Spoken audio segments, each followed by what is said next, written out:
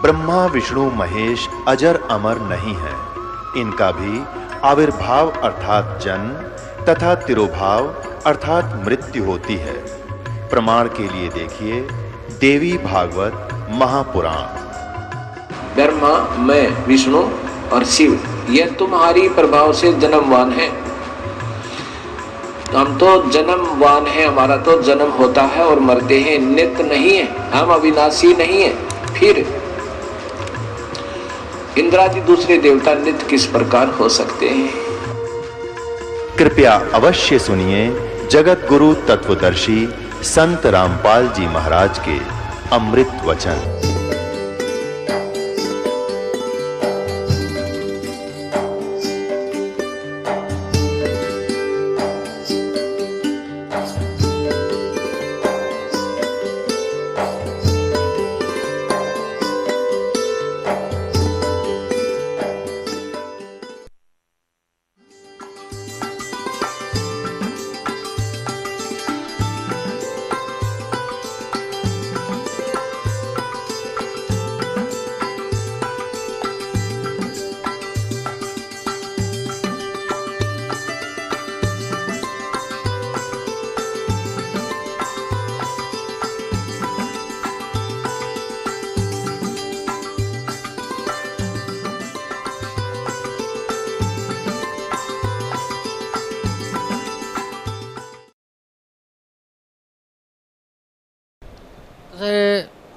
परम संत सतगुरु रामपाल जी महाराज की शरण में आप कैसे आए? जी, परम संत सतगुरु रामपाल जी महाराज की शरण में मैं ये था कि हमारे फाइनेंशियली प्रॉब्लम बहुत ज़्यादा, कंडीशन बहुत ख़राब हो चुकी थी घर की, और नौकरी के लिए दर दर भटक रहा था। मैं कहीं भी वो मिल जाए भर्ती के लिए या कोई भी मतलब सिविल सर्विस, कोई भी सर्विस मिल जाए मैं करने के लिए तैयार था। लेकिन जहाँ भी मतलब इनसे पूछा, हाथ देखने वालों से, तांत्रिकों से, ये बोलते थे कि आपके भाग्य में नौकरी नहीं है, बोला आपको कोई भी नौकरी नहीं दे सकता। और मेरी बुआ के उधर में एक धोला संत हुआ है, वो बोलता था कि मतलब ये जो संत बोलता है, बोला इसने 12 साल खड़ा हो गए तब किया, ये जो बोलेगा वो सही है, बोला इसके आगे कुछ नहीं है। बोला उसने मेरे हाथ की रेखा देख के बता कि आपके भाग्य में नौकरी नहीं है। आप, मैं बोला कि कुछ मैं प्राइवेट बिजनेस कर सकता हूँ, कोई दुकान चल जाए या कुछ और हो जाए। तो उसने बोला कि बोला आप कुछ भी, आपके नुकसान ही नुकसान है पूरे जीवन में। तो फिर उसके बाद मैं हरास हो गया था ज़िंदगी से। तो मेरी माँ ने, मेरी सिस्टर बीमार रहती थी और वो मतलब कहीं भी उसका, किसी ने बचपन में मेले के अंदर उसके बाल काट के कुछ ओपरी वो करा रखी थी उसका। तो वो कराते कराते उसके सिर में ऐसी टेंशन बन जाती थी कि मतलब जैसे सिर फटने वाला हो रहा है, और वो पढ़ाई भी नहीं कर पाती थी, मतलब पूरा दिन सिर बांध के पड़ी रहती थी चारपाई में। तो इससे वो पूरा परेशान हो गया। मेरे पिताजी दिल्ली सर्विस करते थे एनसीआर प्लानिंग बोर्ड में, तो उनका मतलब अस्पतालों में, दिल्ली के सभी अस्पतालों में फ्री ट्रीटमेंट था। तो हमने सब जगह दिखा लिया और सब अच्छे से अच्छे हॉस्पिटल में इलाज करा लिया, लेकिन कहीं राहत नहीं मिल रही और उल्टा परेशानी बढ़ती जा रही थी। तब गांव में मेरी माँ को एक भगत हैं, उन्होंने बोला कि मतलब कि आप ऐसे करो, मैं करोथा आश्रम में संत रामपाल जी महाराज हैं, 2002 में बोला था उन्होंने, कि बोला उधर चलो ठीक हो जाएगी। तब उधर मेरी माँ बोली ठीक है, ठीक हो जाएगी। तो हम तो सब जगह धक्के खा लिए, लेकिन कहीं कुछ आराम नहीं मिल रहा। वैष्णो देवी उधर जा लिए और मतलब सब जगह की पूजा हमने करा के देख ली, लेकिन कहीं राहत नहीं मिल रही। तब परमात्मा बंदी छोड़ सतगुरु रामपाल जी महाराज की रजा हुई कि मतलब सिस्टर को बोला चलो, मेरी माँ ने बोला चलो चल के देख लेते हैं, ले लेते हैं नाम। तो मेरी माँ ने और सिस्टर ने ले लिया, और मेरी सिस्टर का नाम लेते ही मतलब जो वो भूत प्रेतों का मतलब जो दबाव था उसके ऊपर, वो मतलब बिल्कुल ख़त्म हो गया और मतलब बिल्कुल ठीक होगी वो। उसके बाद थोड़ा तो मैं भी सोचा, लेकिन मैं शिव जी की ज़्यादा पूजा करता था। मैं मेरी माँ को बोलता था कि माँ आपके गुरुजी तो शिव जी को और मतलब इनको छुटवाते हैं, तो मैं तो इनको नहीं छोड़ता, आप जो पूजा करते रहो। और मेरे पिताजी मतलब सर्विस करते थे, तो डेली शराब पी के आते थे घर में शाम को, मतलब पार्टीबाजी में बैठना और डेली शराब पी के आना घर में। मतलब ऐसी फाइनेंशियल कंडीशन ख़राब हो रखी थी कि मतलब हम ही जानते हैं जो मतलब हमारे साथ स्थिति हो रखी थी कि क्या कैसे जिएंगे भाई, भगवान कहाँ है जो हम इतने दुखी कैसे हैं। तब परमात्मा ने अपनी शरण में बुलाया। पिताजी ने भी नाम उपदेश ले लिया और शराब को हाथ भी नहीं लगा उस दिन के बाद। ये 2002 में नाम उपदेश लिया था पिताजी ने, और उसके बाद मैं 3 साल तक मैं नाम उपदेश नहीं लिया। मेरी माता पिता सब बोलते रहे कि भाई तू नाम ले ले, बोला तेरे परेशान। भर्ती में जाता, जहाँ जाता मैं फिजिकल सब जगह कंप्लीट हो जाता मेरा, और मतलब फिर मेडिकल भी हो जाता, और कहीं रिटर्न में और कहीं मतलब चेस्ट में ही मेरे को बोला फुलाओ कहीं, ऐसे मरतब हर एक जगह अड़चन जो पुराने उन्होंने बताई हुई थी वो सही सत हो रही थी। मेरे को लग रहा था कि मेरे को नौकरी नहीं मिलेगी। तब एक जगह मतलब मैं बोला घर वालों की कि यार सब जगह आजकल तो रिश्वत का ज़माना है, आप लोग रिश्वत दे दो। तब मतलब आप मेरे को नौकरी नहीं लगने, घर वाले बोले कि रिश्वत से कुछ नहीं होता, तू नाम ले ले बोला। मैं लेकिन नहीं माना। मैं फिर 2005 को संत रामपाल जी की शरण में मेरी माँ बोली कि तू 16 मार्च की मेरी भर्ती थी, तो एक दिन पहले ही मतलब बोला चल, बोला कल तेरी भर्ती है, बोला ये भी निकल जाएगी, बोला तू ऐसे ही घूमता रहेगा, बोला तू नाम ले ले। तब मैं बोला चल ठीक है, मैं देख लेता हूँ। मैं बोला आपके संत जो संत रामपाल जी महाराज हैं देख लेता हूँ, अगर मेरे को नौकरी दिला देंगे। बोला वो तो सब कुछ कर सकते हैं, जो चाहे सो कर दे सतगुरु, भरम पर हो मत कोई। सेव दड़ पे शीश चढ़ाया, पाछा करी रसोई। तो वो परमात्मा ने तो बोला सेव के दर पे शीश चढ़ा के मतलब पीछे रसोई की थी, तो बोला वो परमात्मा सब कुछ कर सकते हैं। तो मैं बोला चलो। तब मैं जाके मतलब गुरुजी थे उधर, गुरुजी से प्रार्थना की, गुरुजी नाम लिया और गुरुजी ने नाम दिया और बोला, मेरी माँ ने बताया कि गुरुजी आज लड़का भी आया है। बोला ठीक है, बोले बेटे बुला ला। तो मेरी माँ के साथ मैं गुरुजियों के पास आया, तो गुरुजियों के चरण सेवा में बोला परमात्मा मेरे को नौकरी नहीं मिल रही कहीं भी, क्योंकि अंधा आँखें मांगता है और निर्धन माया ही मांगता। तो ये ऐसी कंडीशन हो चुकी थी घर परिवार की, मतलब दुख ही दुख थे। तब परमात्मा बोले बेटा नौकरी मिल जाएगी लेकिन भगवान को मत भूलना। तब मैं क्या हुआ कि 16 मार्च को मेरी भर्ती थी, मैं भर्ती में गया और जगह डंडे खा खा के अंदर घुसते थे। और मालिक की ऐसी रजा हुई कि हम दो ही एक गांव के एक साथ में भर्ती हुए और बाकी 2 वैकेंसी खाली ही चली गई गुरुजी की कृपा से, और मेरे को नौकरी मिल गई। उसके बाद मतलब ये जो 2006 में मतलब क्रोथा कांड हो गया, मैं ट्रेनिंग के अंदर था और मेरे को कोई सत्संग में सुन नहीं पाया था, नाम लेके मतलब भर्ती हो गया था। उसके बाद मैं ज्ञान भी नहीं समझ पाया था, क्योंकि उस टाइम पे कोई इतना मतलब फ़ोन फान का ये सिस्टम नहीं था जिससे मतलब सत्संग सुन सके। तो उस परमात्मा की रजा से उस टाइम तो मैं छूट गया मेरा परमात्मा का नाम उपदेश, क्योंकि ये गुरुजी उस टाइम इन झूठे नकली आचार्यों ने गलत वो करके अपने दुकान बचाने के लिए गलत प्रचार करके और मतलब परमात्मा पे गलत इंजाम लगा के जेल में डलवा दिया था। तो उसके बाद मेरा नाम खंड हो गया था। उसके बाद मैं 3 साल तक परमात्मा की शरण में नहीं आ पाया, और मतलब घर वाले बोलते तो परमात्मा बोलते हैं काल जल्दी से छोड़ता नहीं है। तो उसने इतना प्रभाव कर दिया कि मतलब मैं पहले तो इतना वो अच्छा वो व्यक्ति था कि मतलब कोई परमात्मा की दया से बेकार नहीं था। उसके बाद मैं शराबियों के साथ बैठता, ताश खेलना शुरू कर दिया फौज के अंदर ही, मतलब ये चीज़ें हमने उधर बैठते अपना टाइम पास करने के लिए। और पूरा मतलब परमात्मा की रजा फिर भी रही कि मैं मतलब इतनी विकार में न घुस पाया। और फिर 2009 में दोबारा परमात्मा की रजा हुई और मैं परमात्मा की शरण में आया। और उसके बाद मैं सृष्टि रचना सुना गुरुजियों से नाम उपदेश लेकर। और जब मैंने गुरुजियों से नाम उपदेश लेने के लिए आया तो मैं गुरुजियों का चेहरा अजीब टाइप से बिल्कुल सफ़ेद प्रकाश देखा। मैं खुद अचंभव हो गई, परमाई ऐसे गुरुजियों का कैसा शरीर है, कितना तेजो में शरीर है।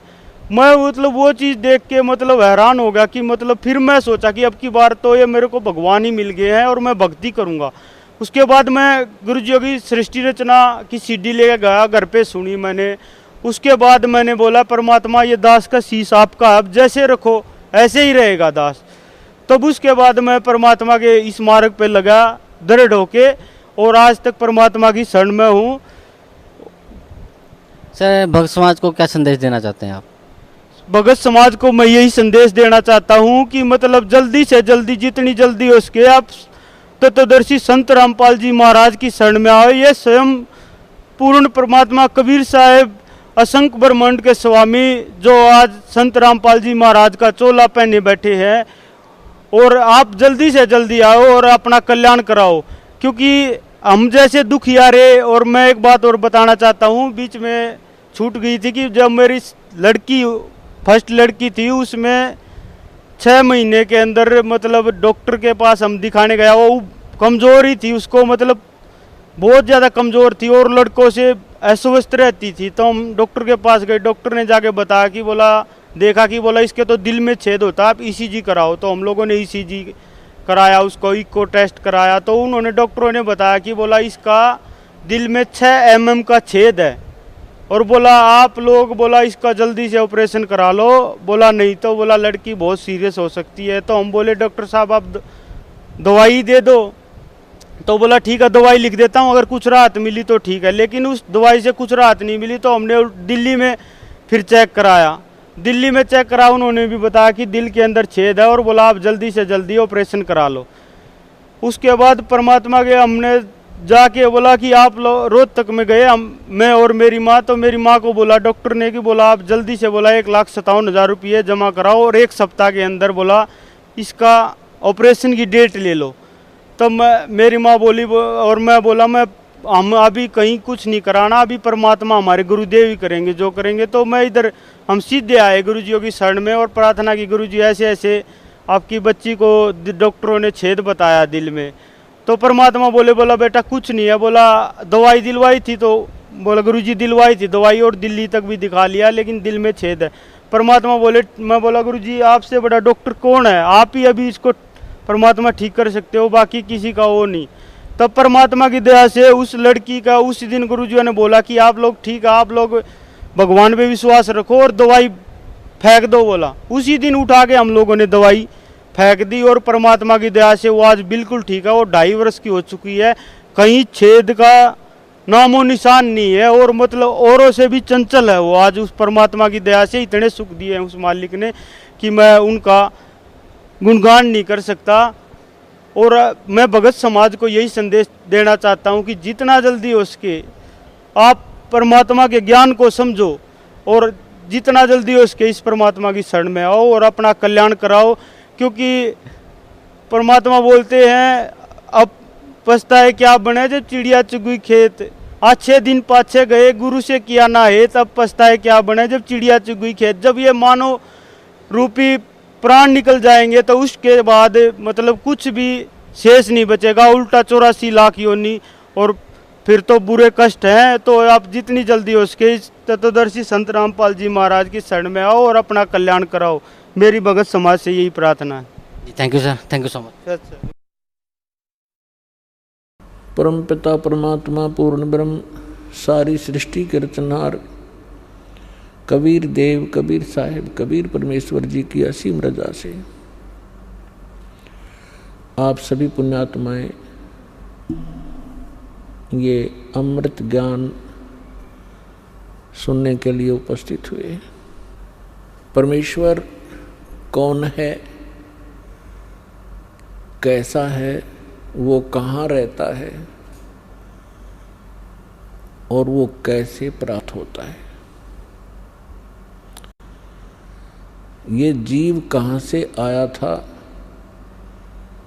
इसका उद्देश्य क्या है यहाँ जीने का, मृत्यु क्यों हो रही है, जन्म क्यों हो रहा है। हम आजीवन अपने परिवार के पोषण में अपना कोई मकान महल बनाने में कितनी लगन से लगे रहते हैं, उसके प्रति हमारा कितना अट्रैक्शन होता है, कितना लगाव होता है। और एक पल के अंदर मृत्यु होती है, हाहाकार मच जाता है। कितने ही प्रिय परिवार के सदस्य हों, तुरंत त्याग कर चला जाता है। ये कैसा जीवन है, हम इससे ऊब नहीं रहे, हम इससे थके नहीं हैं जन्म और मृत्यु से, क्योंकि हमें ज्ञान प्राप्त नहीं हुआ कि इस जन्म और मृत्यु के इस दीर्घ रोग का भी कोई विकल्प है, इससे छुटकारा हो सकता है। और जिन अज्ञानियों ने मोक्ष की परिभाषा बताई वो बिल्कुल यथार्थता के विपरीत थी। क्या कहते थे? कुछ तो ये कहते हैं कि जन्म मृत्यु तो बनी ही रहेगी, इसका कोई विकल्प नहीं है, ये तो यूनिवर्सल है, ये जो सच्चाई है यूनिवर्सल ट्रूथ है, उसको ये मानते हैं और इसमें कोई परिवर्तन नहीं हो सकता। कुछ एक मोक्ष की जो परिभाषा बहुत ही भिन्न और सुपीरियर बताते थे, वो क्या कहते थे कि आत्मा का ब्रह्म के अंदर लीन हो जाना, जिसे ब्रह्मलीन कहते थे, ये पूर्ण मोक्ष है। और कुछ एक ये कहते थे परमात्मा जो है, परमात्मा केवल प्रकाश है। ये तो विधान रहा जब तक परमात्मा कबीर जी कलयुग में अपना ज्ञान देने के लिए नहीं आए। उसके बाद परमात्मा ने आकर के खुद अपनी अमृत वाणी में यथार्थ अध्यात्म मार्ग और यथार्थ भक्ति विधि बताई और अपने निज स्थान का ज्ञान कराया। हम कहाँ रहते थे, हम कौन हैं, कहाँ से आए थे, हम इस जन्म और मृत्यु के कष्ट को क्यों उठा रहे हैं, हम ऐसे लोक में रह रहे हैं जहाँ कोई जीव स्थायी नहीं है। यहाँ के राजा नासवान, प्रजा नासवान होनी ही थी, यहाँ के भगवान नासवान, तो जीव अन्य प्राणियों का फिर क्या अस्तित्व।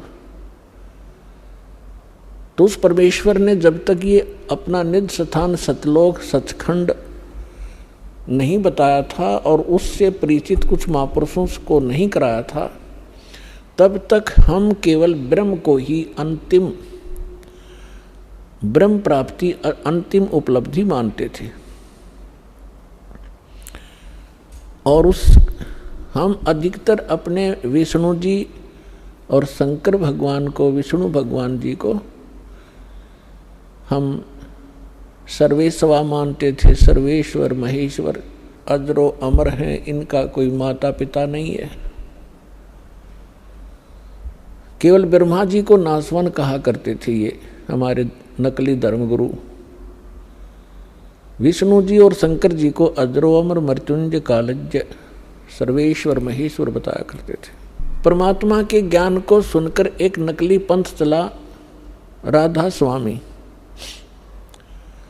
और उस राधा स्वामी पंथ वालों ने, जो राधा स्वामी पंथ के प्रवर्तक माने जाते हैं, कहे जाते हैं, श्री शिवदयाल जी, पन्ना गली आगरा वाले,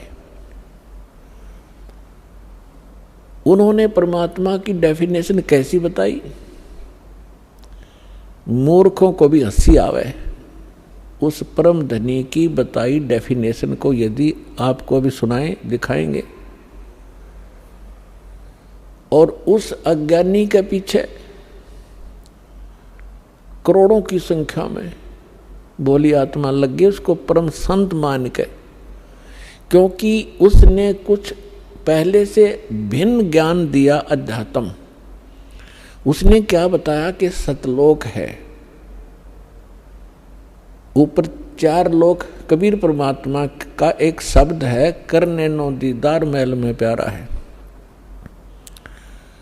उसको पढ़कर अपने अज्ञान के आधार से उसको डिफाइन किया, उसका अनुवाद किया। उसमें पढ़कर के उसने क्या सुनाया कि एक सतलोक है, फिर अलख लोक है, फिर अगम लोक है, फिर अकय अनामी लोक है। उसके बाद फिर उसके अनुयायियों ने क्या बनाया कि सतलोक है, अलख लोक है, अगम लोक है, अनामी लोक है, और उससे ऊपर साडा राधा स्वामी लोक है। यानी और 5वां घट दिया उन्हें अपनी अज्ञानता के कारण। और श्री शिवदयाल जी को वो राधा स्वामी कहने लग गए, क्योंकि श्री शिवदयाल जी की धर्म पत्नी का नाम नारायणी देवी था। उसको प्यार से लोग, अन्य श्रद्धालु राधा जी कहा करते थे और शिवदयाल जी को श्री कृष्ण माना करते थे।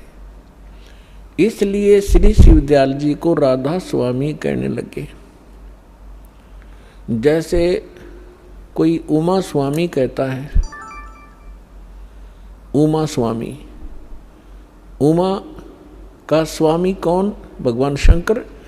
उमा स्वामी जो है, उमा स्वामी कहने का तात्पर्य है श्री शंकर जी को संबोधित कर रहा है वो व्यक्ति जो उमा स्वामी कह रहा है, यानी उमा का पति।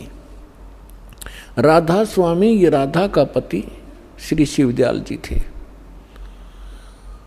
अब श्री शिवदयाल जी क्या थे? श्री शिवदयाल जी कैसा अध्यात्म ज्ञान रखते थे और क्या उनकी भक्ति विधि थी? पुण्यात्माओं, दास को रोना आता है कई बार कि ऐसे मूर्ख आदमी के पीछे और ऐसे एजुकेटेड व्यक्ति फंसे पड़े, क्योंकि उन्होंने उस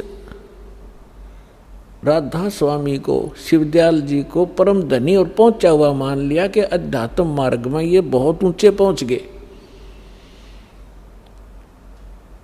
और जिस कारण से उन्होंने कोई भी ऑब्जेक्शन नहीं किया, क्योंकि जैसे डॉक्टर होता है, अब डॉक्टर की पढ़ाई अलग है, इंजीनियरिंग की पढ़ाई अलग है। अब इंजीनियर चाहे चीफ इंजीनियर हो, वो रोगी हो जाता है और कहीं उसको बोर्ड मिलता है डॉक्टर, तो उसके पास चला जाता है और उसने अच्छी उपाधि लगा रखी हो, MBBS, MD, फलाना, सर्जन, तो फिर तो कहना ही क्या। अब वो चीफ इंजीनियर उसके डॉक्टर समझकर जाता है, उसको जो भी वो टैबलेट देता है वो खाता है, राहत मिले ना मिले उसके भाग की बात है। यदि वो डॉक्टर है तो राहत मिलेगी, डॉक्टर नहीं है तो उस चीफ इंजीनियर को ये कोई वो नहीं होगा कि ये डॉक्टर नहीं है, क्योंकि वो उसकी पढ़ाई और मेडिसिन के बारे में अननोन है, अनभिज्ञ है। ठीक इसी प्रकार इस ग्रुप के अंदर जैसे हाईली एजुकेटेड व्यक्ति भी हैं, जैसे IAS, IPS, कर्नल, मिलिट्री के जो कर्नल, लेफ्टिनेंट, तहसीलदार, SDM, जज, अब उन्होंने वो पढ़ाई अलग पढ़ी हुई है और ये अध्यात्म पढ़ाई भिन्न है। इन्होंने इसको राधा स्वामी के पंथ के प्रवर्तक को, श्री शिवदयाल जी को, एक महापुरुष और पहुंचा हुआ संत मान कर समर्पण कर रखा है। इन्होंने जो ज्ञान दिया है वो सही होगा, क्योंकि ये इसी मार्ग के व्यक्ति हैं। अपनात्माओं, डॉक्टर की इक्वेशन को, डॉक्टर की मेडिसिन को डॉक्टर ही बता सकता है ये उस रोग की है कि नहीं है। और दूसरी पहचान उसकी होती है कि जिस रोग की मेडिसिन होती है वो कहीं ना कहीं बुक के अंदर भी लिखी होती है।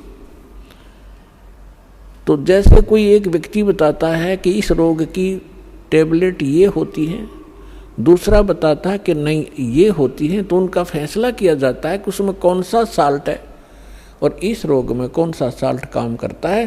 तो डॉक्टर ही उसकी पहचान बताते हैं और फिर भी नहीं कोई तसल्ली होती है, सब यकीन होता है, तो उस बुक से मेल किया जाता है कि देखिएगा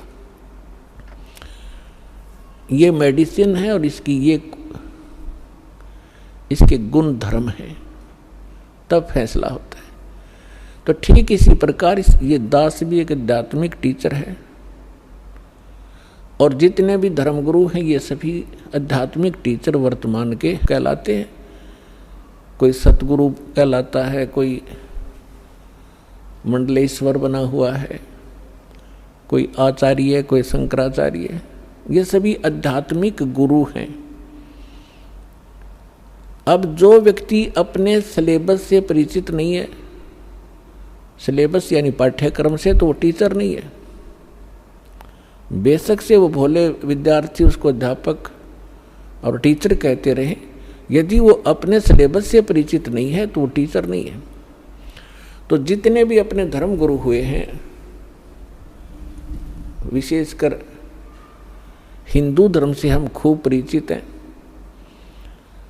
और जितने भी आज तक ऋषि महर्षि हुए हैं, इंक्लूडिंग ब्रह्मा विष्णु महेश, जिनको हम भगवान मानकर पूजा किया करते थे, इनको भी अध्यात्म मार्ग नहीं है। केवल उन महापुरुषों को छोड़कर जिनको परमात्मा स्वयं आकर मिले थे, उनको अपने यथार्थ स्थान सचखंड सतलोक में लेकर गए थे और अपने से परिचित करवा के उनको वापस छोड़ा था। वो महापुरुष कौन कौन है? आदरणीय धर्मदास साहिब जी, आदरणीय मलुकदास साहिब जी, आदरणीय नानक देव साहिब जी जो सिख धर्म के प्रवर्तक माने जाते, आदरणीय दादू साहिब जी, आदरणीय गरीबदास साहिब जी गांव छुडानी जिला जज्जर हरियाणा वाले, आदरणीय गीसा दास साहिब जी गांव खेखड़ा और जिला अब बागपुर हो गया है, पहले मेरठ था, ये उत्तर प्रदेश वाले, आदरणीय स्वामी रामानंद जी काशी वाले, बनारस वाले। इन महापुरुषों को परमात्मा सीधे मिले जैसा परमेश्वर का विधान है। वेदों में प्रमाण है कि वो परमात्मा सचखंड में रहता है, ऊपर के लोक में, तेजों में लोक में रहता है। वहाँ पर एक बहुत बड़े गुम्बद में, एक बहुत बड़े सिंहासन पर और मुकुट समेत विराजमान है, जैसे राजा विराजमान होता है अपने तख्त पर, अपने सिंहासन पर। ऊपर छतर है उस मालिक के सिर पे। परमात्मा मनुष्य सदृश है, नर आकार है। वो वहां से गति करके आता है, वहां से चलकर आता है, सशरीर आते हैं भगवान और अच्छी आत्माओं को मिलते हैं, दृढ़ भक्तों को मिलते हैं। वेद प्रमाणित कर रहे हैं कि परमात्मा ऐसी लीला करता है, और पुण्यात्माओं, विश्व का कोई भी व्यक्ति ऐसा नहीं है जो वेदों को, श्रीमद् भगवत गीता को ये कहे कि ये व्यर्थ है, इनका ज्ञान सही नहीं है। और विशेषकर हमारे हिंदू धर्म के अंदर तो ये सिरोधार्य हैं ही हैं। तो पुण्यात्माओं, प्रथम तो हमारे को ये पहचान होनी चाहिए कि हु इज गॉड, कौन है परमात्मा और कैसा है, कहाँ रहता है, परमात्मा की आवश्यकता क्यों है। उसके पाने के लिए राजाओं ने राज त्याग दिए और ऋषि महर्षियों ने आजीवन अपनी साधना करके शरीर खत्म कर दिए। तो कैसा है वो भगवान, कैसा है वो स्थान जिसके लिए ऐसी नौबत सहन करनी पड़ी और लगे रहे, आज तक हम लग रहे हैं। तो इसलिए वो फिर मिलता कैसे है? जिस समय आपके ये सभी शंका समाधान हो जाएंगे, सभी कंसेप्ट क्लियर हो जाएंगे, तब तो आप भगत बनोगे। श्रीमद् भगवत गीता अध्याय नंबर 2 के और श्लोक नंबर 46 में कहा कि अर्जुन, जिसमें तेरी बुद्धि भिन्न भिन्न प्रकार के भ्रमित करने वाले वचनों से हटकर एक अध्यात्म ज्ञान पर स्थिर होगी, परमात्म ज्ञान पर स्थिर होगी, तब तो तू योगी बनेगा। गीता अध्याय नंबर 2 के श्लोक नंबर 53 में है, ये 46 में नहीं, गलती से बोल गया मैं। गीता अध्याय नंबर 2 के श्लोक नंबर 53 में कहा है कि, अब देखिएगा थोड़ा आपके रूप कराते हैं। ये है श्रीमद् भगवत गीता गीता प्रेस गोरखपुर से प्रकाशित है और जयदयाल गोविंद का इसके अनुवादक है। गीता प्रेस गोरखपुर से प्रकाशित है। इसके अध्याय नंबर 2 के और श्लोक नंबर 53 में क्या लिखा है कि भांति भांति के वचनों को सुनने से विचलित हुई तेरी बुद्धि जब परमात्मा में अचल स्थिर ठहर जाएगी तब तू योग को प्राप्त हो जाएगा।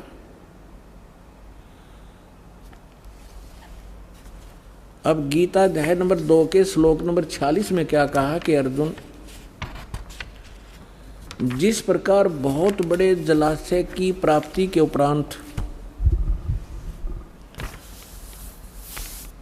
व्यक्ति की आस्था छोटे जलाशय में रह जाती है, यानी बहुत बड़ी झील मिल जाने पर, पहले जिस समय श्रीमद् भगवत गीता का ज्ञान बोला गया था उस समय पूरे विश्व में सभी मानव इन सरोवरों के किनारे ही बसा करते थे, तालाबों के किनारे बसा करते थे, उसी से पीते थे, उसी से नहाते धोते थे, स्वच्छ जल होते थे, वर्षा खूब होती थी, वृक्ष बहुत ज़्यादा होते थे और वृक्षों पर वर्षा होकर के जड़ी बूटियाँ के साथ जल इकट्ठा हो, जड़ी बूटियों पर वर्षा होकर के वो जल बहुत ही अच्छा निर्मल और निरोगा होता था। वो एक तालाब, सरोवर या झील का रूप धारण कर लेता था और सभी उस पर आश्रित व्यक्ति जो भी जहाँ बसा है, यदि कोई छोटे जलाशय पर बसा है तो उसके लिए वो जलाशय उसका जीवन दाता है, उसके आश्रय वो जी रहा है। और उस छोटे सरोवर में, छोटे जलाशय में, छोटे तालाब में 1 वर्ष वर्षा नहीं होती है तो उसका जल सूख जाता है, तो उस पर आश्रित व्यक्ति दुखी हो जाते हैं, उनको त्राही त्राही मच जाती है और वो विनाश को प्राप्त हो जाते हैं। ऐसा उस पर आश्रित व्यक्तियों को भी पता होता है कि यदि वर्षा नहीं हुई 1 वर्ष तो अकाल गिर जाता है और अकाल में सैकड़ों, हजारों, लाखों की संख्या में प्राणी मर जाते थे। अब गीता अध्याय नंबर 2 का श्लोक नंबर 46 क्या कहना चाहता है, क्या बताना चाहते हैं कि उन व्यक्तियों को जो उस छोटे जलाशय पर आश्रित हैं और उनको कहीं आसपास पता लग जाए कि वहाँ बहुत बड़ी झील है, सरोवर है और जिसमें 10 वर्ष वर्षा ना हो तो भी जल उसका समाप्त नहीं होता, तो वो व्यक्ति तुरंत उस छोटे जलाशय को त्याग और उस सरोवर, उस झील के किनारे जाकर जाना पसंद करेंगे, तुरंत चले जाएंगे। अब ये क्या बताना चाहते हैं कि श्रीमद् भगवत गीता हमें एक निर्णायक ज्ञान दे रहे हैं, ये पवित्र सदग्रंथ ये बताना चाह रहे हैं इसके अंदर कि जैसे आप जिन भगवानों पर आश्रित हैं, श्री विष्णु जी, श्री शंकर भगवान जी या अन्य देवी देवता, कोई माता और मसानियों पर, अब जो माता और मसानियों पर है वो तो बहुत नमन सत्र की कहानी होगी। ये 3 देवता माने जाते हैं, श्री ब्रह्मा जी रजगुण, श्री विष्णु जी सतगुण, श्री शिव जी तमगुण। जो इन तक आश्रित हैं तो इनकी क्या स्थिति है, वो कितने सुखी हैं, कितने सुरक्षित हैं। और इनसे ऊपर जिनकी बुद्धि उठी है, अपने आप को ज़्यादा सुपीरियर माना करते थे, वो कहते थे हम ब्रह्म पूजा करते हैं, हम ब्रह्मा विष्णु महेश की पूजा नहीं करते। तो ब्रह्म क्या स्थिति है, ब्रह्म क्या है, ब्रह्म कौन है, किसको ब्रह्म कहते हैं? इस ब्रह्म से ऊपर परमात्मा से अतिरिक्त, कबीर भगवान से अतिरिक्त आज तक हमें कोई बताने वाला नहीं आया था। और परमात्मा से प्राप्त ज्ञान के आधार से ये नकली संत, ये नकली पंथ राधा स्वामी वालों ने सारी नकल करके और झूठी उसकी अपने सत्र का जो उसको परमात्मा के यथार्थ ज्ञान को भी उलझा दिया अपने गलत अनुभव के कारण। तो उस सारे उलझे हुए अध्यात्म ज्ञान को फिर से सेट करने के लिए इस दास को भेजा है कबीर भगवान ने, उस परम अक्षर पुरुष ने।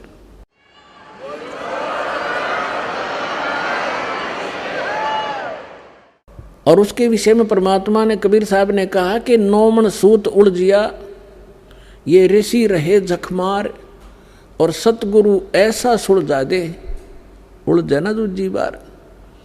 तो अब अध्यात्म ज्ञान को ऐसा सुलझा दिया दास ने कबीर परमात्मा की रजा से, उनके द्वारा दी गई बुद्धि और उनके द्वारा दिए गए सूक्ष्म वेद के ज्ञान से। अब ये कलयुग में अध्यात्म मार्ग को कोई उलझा नहीं सकेगा, भक्ति कोई करियो चाहे ना करियो। और भक्ति करेंगे, क्योंकि भक्ति के लिए तो सभी हम बढ़ते चले गए। पहले हम हिंदू बने, फिर ईसाई बने, फिर मुसलमान बने, फिर सिख बने। हम भगवान के लिए बढ़ते जा रहे हैं। अब राधा स्वामी बने, कोई निरंकारी बने।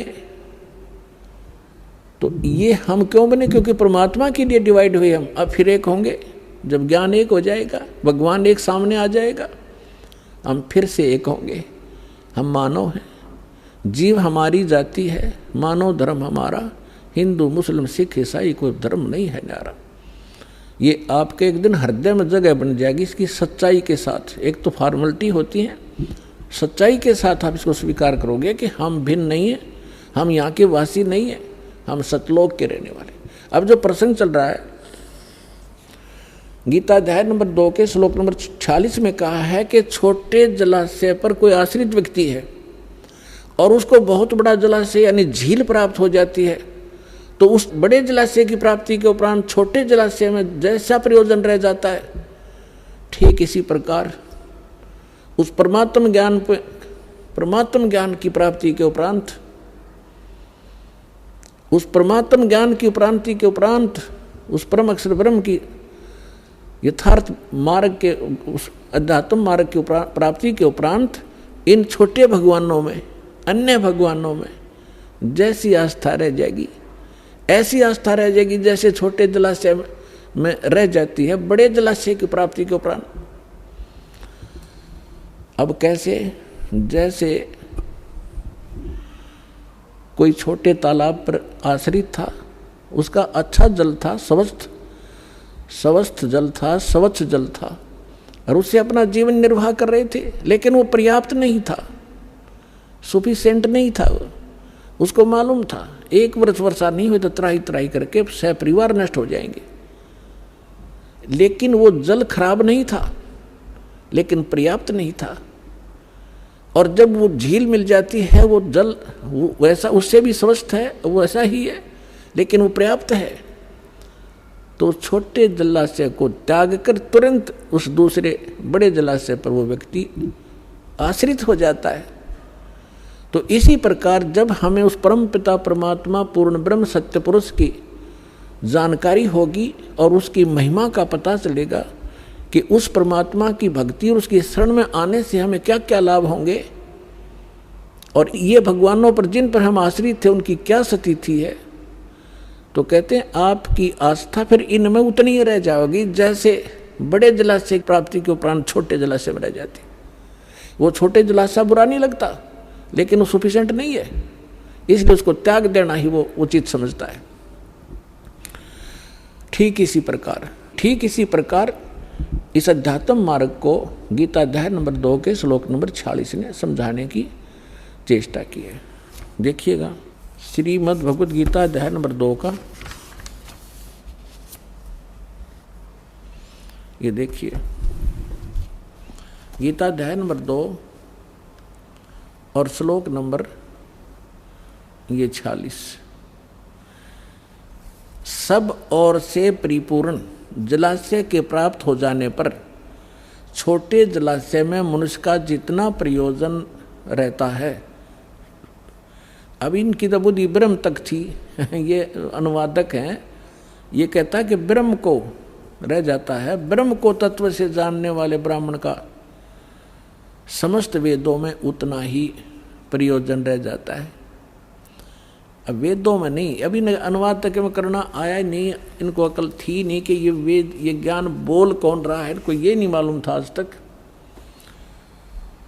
इसका ये अर्थ बनता है कि जब परमात्मा जैसे छोटे जलाशय पर आश्रित व्यक्ति को सब ओर से परिपूर्ण जलाशय यानी कंप्लीट इन ऑल रेस्पेक्ट बहुत बड़ा मिल जाता है, तो उसका उतना ही प्रयोजन रह जाता है जैसे ये न ब्रह्म लिखा है वो परम अक्षर ब्रह्म है। उस परम अक्षर ब्रह्म की प्राप्ति के ज्ञान के उपरांत इन छोटे देवताओं में जैसे आस्था जीव का प्रयोजन रह जाता है, ऐसा ही रह जाता है जैसे बड़े जलाशय की प्राप्ति के उपरांत छोटे जलाशय में रह जाता है। अपने आत्माओं, सबसे पहले हमने ये देखना होगा कि परमात्मा को कैसे पहचाने। परमात्मा हमने सुना कहाँ से? हमारे धर्म गुरुओं से। हमारे धर्म गुरु क्या बताते थे कि हम वेदों से ज्ञान दे रहे हैं, हम श्रीमद् भगवत गीता से आपको बता रहे हैं, हम पुराणों से आपको ज्ञान दे रहे हैं।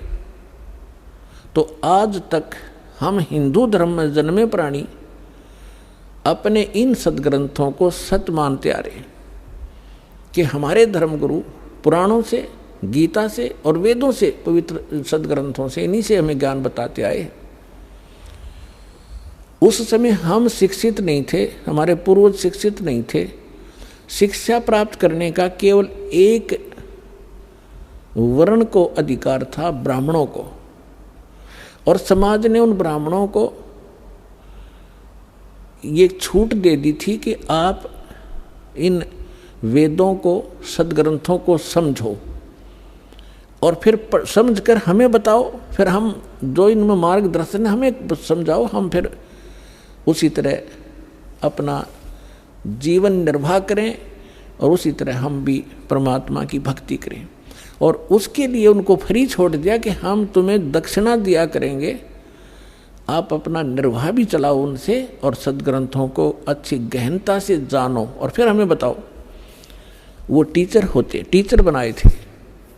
अब उन धर्मगुरुओं ने जैसा ज्ञान समझा वो भी आपको प्राप्त है। आपको कैसा बता रखा है? ब्रह्मा विष्णु महेश को सर्वेश्वर, इनके कोई माता पिता नहीं, इनकी कोई जन्म मृत्यु नहीं होती, ये सर्वेश्वर हैं। और कुछ एक ने क्या बताया कि ब्रह्म सुप्रीम पावर है, ब्रह्म। अपने आत्माओं, ये तो बच्चों की व्याख्या थी, अनजान बालकों की दंत कथा, लोक वेद सुना सुनाया अज्ञान भरा हुआ था ये सारा। अब पहले तो आपको दिखाते हैं कि ब्रह्मा विष्णु महेश का जन्म मृत्यु होता है, इनके माता पिता हैं। विशेषकर हिंदू धर्म कंप्लीटली इन दो देवताओं पर आश्रित है, श्री विष्णु जी और श्री शंकर जी।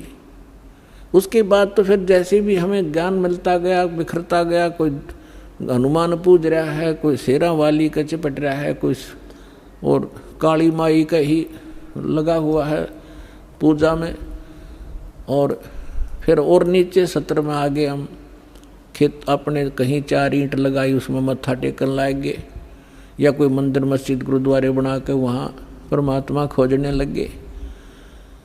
लेकिन मुख्य रूप से हिंदू धर्म के लोग श्रद्धालु श्री विष्णु जी और श्री शंकर जी को सुप्रीम मानकर पूजते रहे। और हमें ये बताया गया था इनके कोई माता पिता नहीं, केवल ब्रह्मा जी की मृत्यु बताते थे।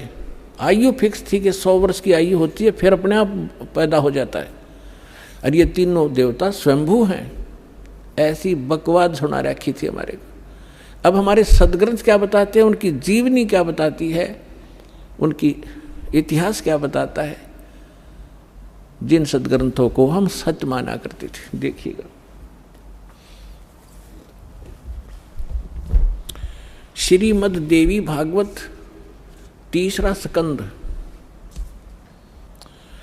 ये गीता प्रेस गोरखपुर से प्रकाशित है। ये देखिएगा, इसके ये सचित्र मोटा टाइप, केवल हिंदी, संपादक हनुमान प्रसाद पोदार, चिमनलाल गोस्वामी। और ये यहाँ से प्रकाशित है, मुद्रित और प्रकाशित। ये गीता प्रेस गोरखपुर से है। गीता भवन कार्यालय कोलकाता का संस्थान, गीता प्रेस गोरखपुर। इसके 123 पृष्ठ पर ले चलते हैं आपको, बिल्कुल 2 मिनट में सारी कहानी समझ में आ जाएगी। 123 पृष्ठ पे ये तीसरा स्कंद। भगवान विष्णु अपनी माता दुर्गा की महिमा स्तुति करते हुए, उनकी स्तुति करते हुए बोल रहे हैं, तुम शुद्ध स्वरूपा हो, ये सारा संसार तुम इसे उद्भासित हो रहा है। मैं ब्रह्मा और शंकर हम सभी तुम्हारी कृपा से विद्यमान हैं।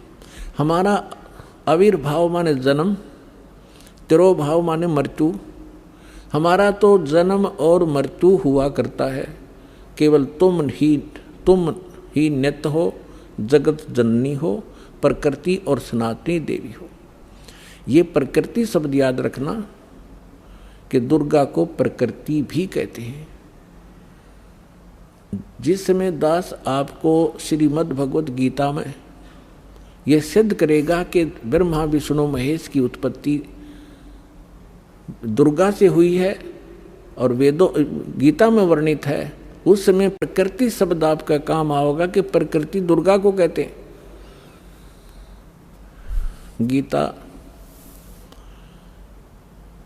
गीता के अंदर 2 प्रकृति बताई है। एक तो जड़, जैसे ये अग्नि वायु हवा आदि, और एक चेतन ये दुर्गा प्रकृति है। तो इसलिए कहते हैं आप ही प्रकृति हो। और फिर भगवान शंकर क्या कहते हैं देखिएगा।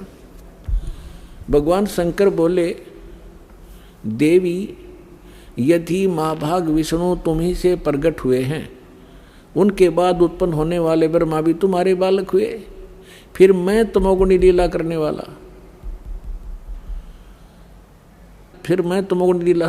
वाला शंकर क्या तुम्हारी संतान नहीं हुआ?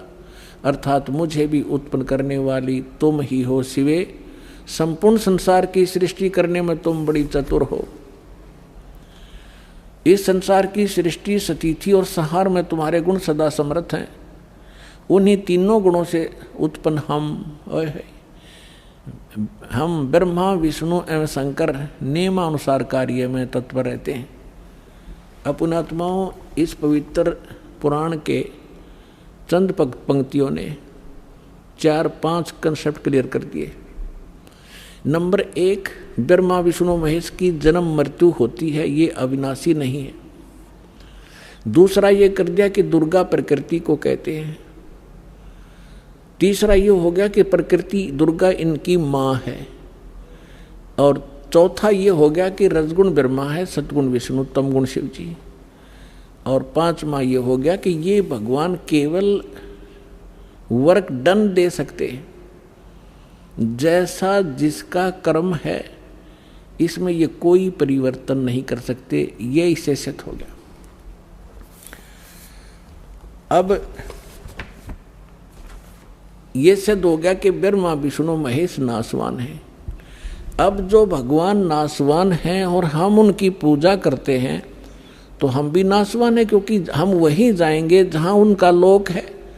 ब्रह्मा जी का उपासक ब्रह्मा जी के लोक में, विष्णु जी का उपासक विष्णु जी के लोक में, शिव जी का उपासक शिव जी के लोक में। और ये भगवान नासवान है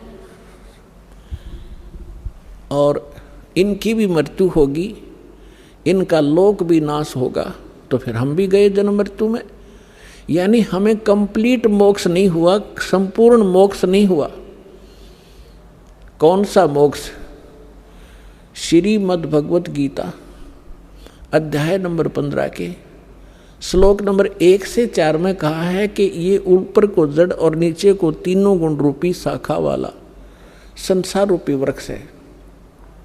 और जो संत इसके सभी पार्ट्स को विभिन्न विभिन्न बता देगा वह तत्वदर्शी संत है, वेद के तात्पर्य को जानने वाला है।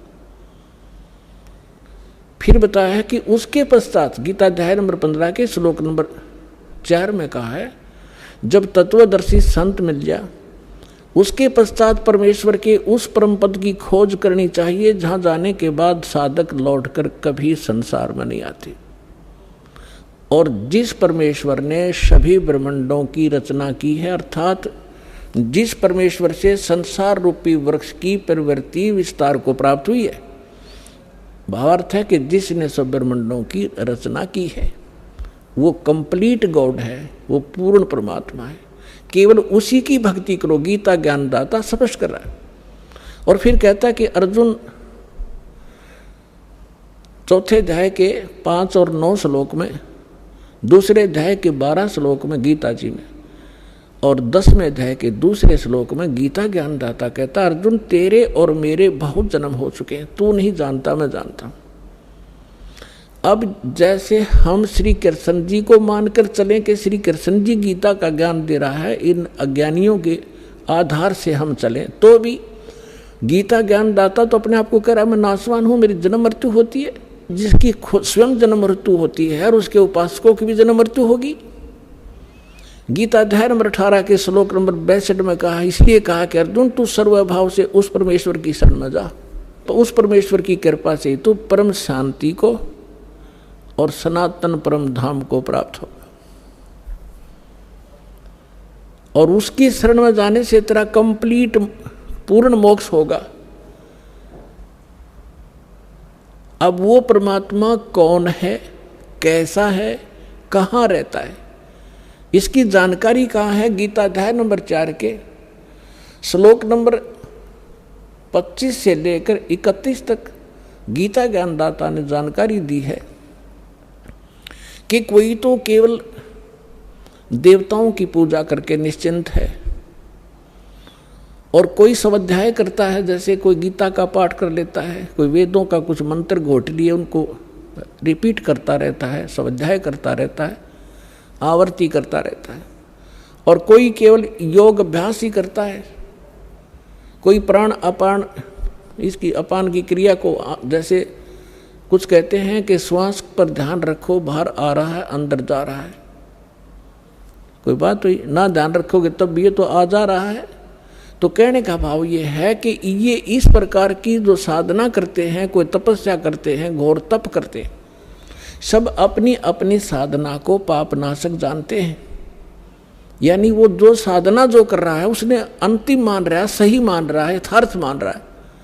फिर तुरंत कहा चौथे अध्याय के 32वें श्लोक में कि अर्जुन इन यज्ञों यानी धार्मिक अनुष्ठानों की जानकारी उस सच्चिदानंद घन ब्रह्म ने, सच्चिदानंद घन ब्रह्म ने, यानी पूर्ण परमात्मा ने, परम अक्षर ब्रह्म ने स्वयं आकर बताई है। अपनी अमृत वाणी में बोल के, अपने मुख कमल से बोलकर जो वाणी कही है वो सच्चिदानंद घन ब्रह्म की वाणी कहलाती है, कबीर वाणी है वो।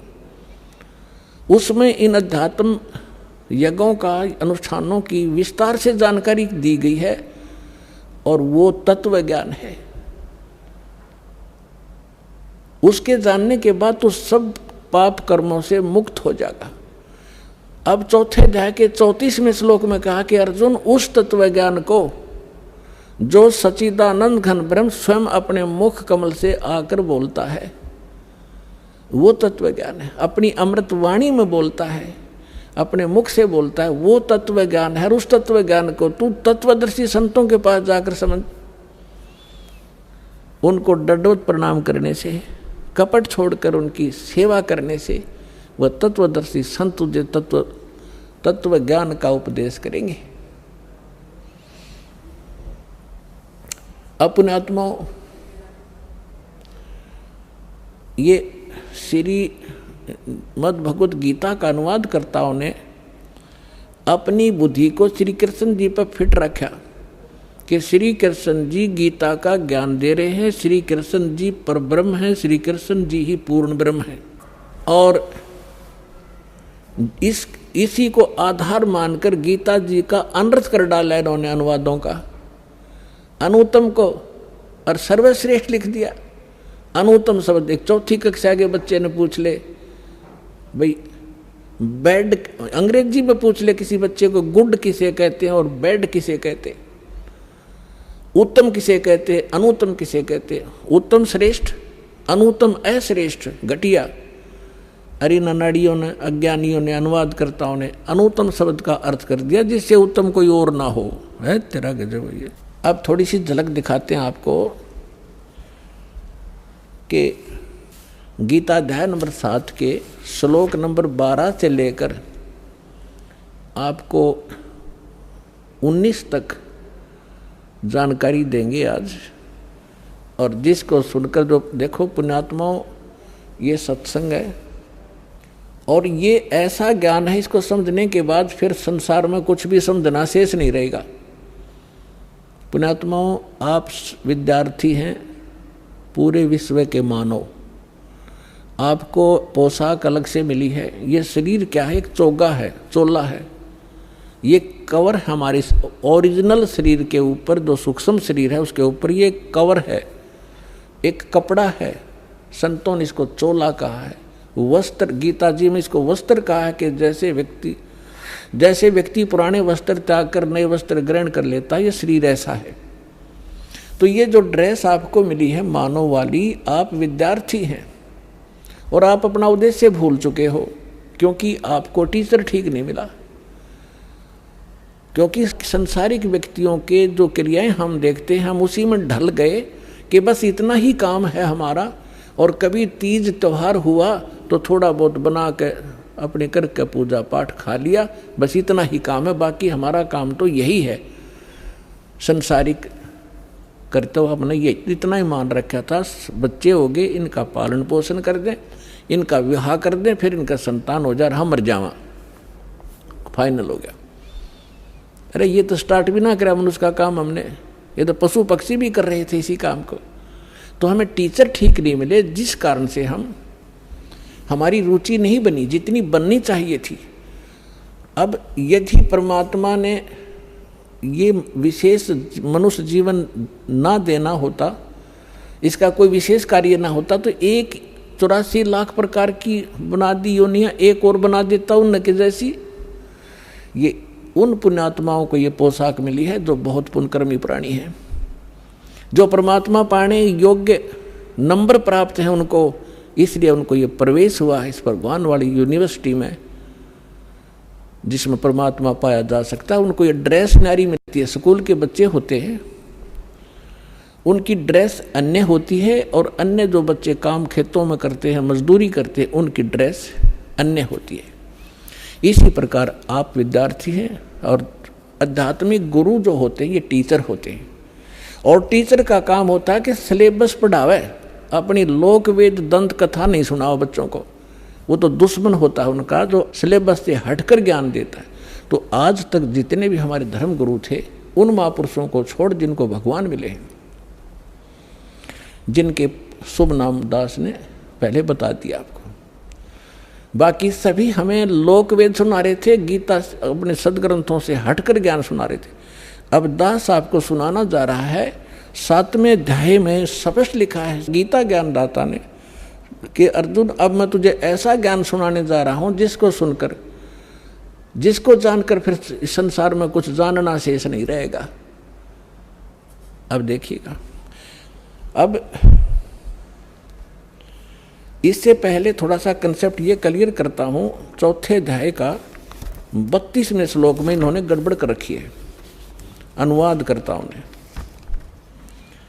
ये देखिएगा 4थे अध्याय का 32वां श्लोक, ये है श्रीमद् भगवद गीता, गीता प्रेस गोरखपुर से प्रकाशित है। जयदयाल गोविंद का इसके अनुवादक हैं। और ये अध्याय नंबर 4 का और श्लोक नंबर 32। इसमें देखिएगा एवं बहुविधा यगा वितता, ये ब्रह्मण्य शब्द है, ब्रह्मण्य मुखे, ब्रह्मण्य मुखे। आप एजुकेटेड हैं पुण्यात्माओं, परमात्मा ने आपको शिक्षा इसलिए दी है कि आप भगवान को पहचानने में सक्षम हो जाए।